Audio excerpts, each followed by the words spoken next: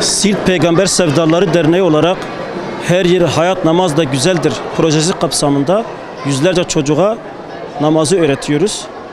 Bu yılda yüzlerce çocuğa hocalarımız tarafından namaz öğretildi ve final programımızı camide yaptık. Biz istiyoruz ki çocuklarımız camiyle hemhal olsunlar, camiye gidip gelmeyi alışkanlık haline getirsinler ve cami hayatlarının bir parçası haline gelsin. Malumunuz olduğu üzere günümüzde aileyi yıkan yapılar tarafından maneviyatımıza ciddi oranda büyük bir saldırı vardır.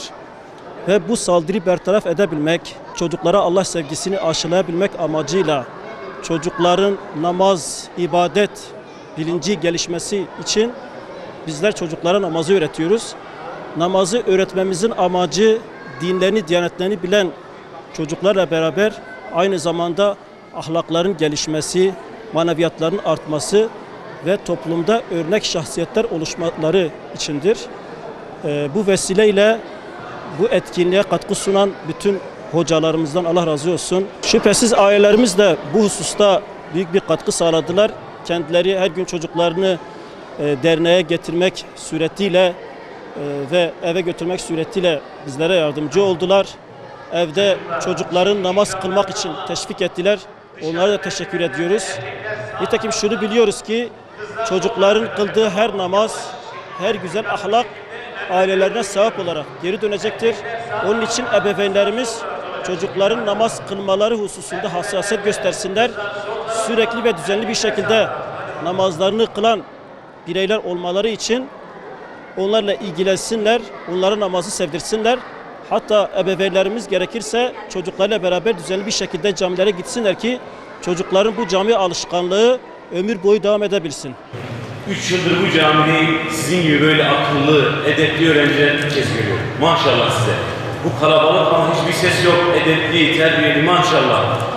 Yerine anne babanızın elini öpün, tamam mı eve gittiğinizde? Maşallah sizin gibi evlatlar yetiştirmişler.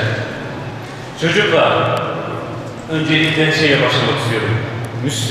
Biz Müslümanların yarayan kanası var. Ne sizce? Yarayan kanası ne Müslümanların? Gazze değil mi? Onları hiçbir zaman unutmayalım. Her namaz kıldığımızda onlara dua edelim. Rabbim onları muzaffer kılsın. Rabbim onları bu zulümden kurtarsın. Rabbim Müslümanlara şuur versin. Tamam mı? Unutmayalım. Ne yapıyoruz çocuklar namazlarda? Filistin'e, Gazze'ye, Müslüman kardeşlerimize dua edeceğiz. Tamam mı? Maşallah size.